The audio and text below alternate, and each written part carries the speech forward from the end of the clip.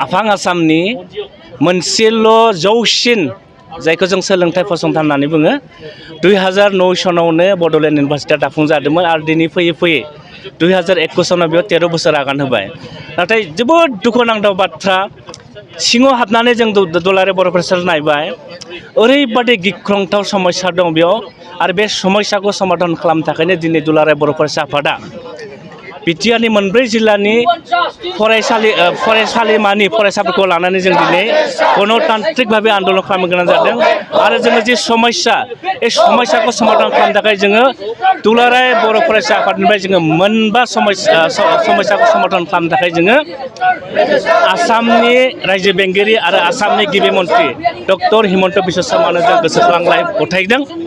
आरो बे जोंनि दाबिफोरा जाबाय जे 2-3 बोसोर जाबाय बड'लेण्ड इउनिभारसिटियाव दाबो मा पार्मानेन्ट रेजिस्टार गैया आरो पार्मानेन्ट रेजिस्टारखौ थाबैनो सुफुंनो थाखाय जोङो दिनै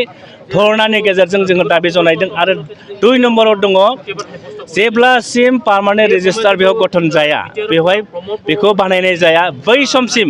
बड'लेण्ड इउनिभारसिटियाव जिफोर एपइन्टमेन्ट सोलिबाय थादों बे एपइन्टमेन्टखौ मा बन्द खालामनांगौ आरो 3 नम्बराव जाहैबाय आथिखालनि vice chancellor professor Laishram laddu सिं बिथाङा बेवहाय कोर्ट काउन्सिल होननाय मोनसे दङ बे कोर्ट मिटिंखौ बिथाङा दिनैसिमबो गठन खालामाखै बेखौ थाबैनो गठन खालामनानै बड'लेण्ड इउनिभारसिटि जिफोर समस्या दङ बे समस्याफोरखौ समाधान खालामनो जों दाबि खालामदों आरो जोङो 4 नम्बराव दाबि खालामदों कोर्ट मिटिङाव जायफोर भेकेन्ट पस्ट दङ बे भेकेन्ट पस्टफोरखौ थाबैनो फिलआप खालामनांगौ आरो 5 नम्बर दाबिया जाबाय बेफोर समस्यानि सृष्टिकारि बेखौ समस्याखौ खालामग्राया जाहैबाय आथिखालनि Bodoland इउनिभारसिटिनि vice chancellor professor Laishram laddu सिंआनो बेफोर समस्याखौ बिथाङा खालामदों बेनिखायनो बिथांखौ थाबैनो बड'लेण्ड इउनिभारसिटिनिफ्राय बोखारनानै सासे मोजां व्यक्ति मोजां शिक्षाबिदखौ जोङो भाइस चेन्सेलर बेवहाय नियुक्ति होनो थाखाय जोङो दुलाराय बर' फरायसा आफादा जों दाबि खालामदों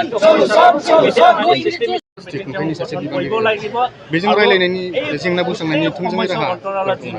दा बेखौनो जों रायलायबाय थादों जोंनि मानगोनां बड'लेण्ड दुलाराय बर' फरायसा आफादनि आफादगिरि मानगोनां दिपेन बर' सारा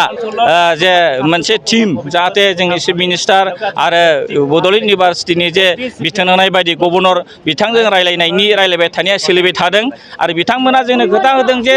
इमिडियेट बे जे जोंनि सलुसननि लामा नागिरनानै बिथांमोना सलुसन खालामनायनि बाथ्राखौ खोथा होदों दा जेसेबां दिनसिम बे सलुसना जाया अब्लासिम जोङो आन्दलनखौ कन्टिनिउ लाखिबाय थागोन आरो गमामा जोंहा मोनसे फोथायनाय दं जे बड'लेण्ड इउनिभारसिटियाव जोङो नैबे आन्दलननि गेजेरजों मोजां मोनसे सलुसन बेखौ मोननायनि मोनसे मिजिं दं होननानै जों आसा खालामनो हायो बे हाबाफारिया क'क्राझार जिल्लानि गोबां बे रोखोम हाबाफारियाव जाबाय थादों आरो बियो अखल क'क्राझार जिल्लाल' नङा दाखालि थांनाय जे सप्तानिफ्रायनो एबा सिगां गिबि सप्तानिफ्रायनो आसामनि बिभिन्न कलेज एबा इउनिभारसिटिफोराव बे हाबाफारिया सोलिबाय थादों दा बे हिसाबै दिनैबो क'क्राझार जिल्लानि सिङाव थानाय जोंहा गसाइगाव साब डिभिजननि सिङाव जेसेबां कलेज दं क'क्राझार साब डिभिजननि सिङाव बेसेबां कलेज दं बा सिबखाय फुटबलजरायाव बेसेबां कलेज दङ बे कलेजफोराव बे हाबाफारिया जाबाय थादों आरो दोलै नोगोरै जोंनि गासैबो बिभिन्न जाथि बा गुबुन गुबुन फरायसा आफादफोरा बे हाबाफारियाव बाहागो लानानै हाबाफारियाव हेल्प खालामनाय जादों।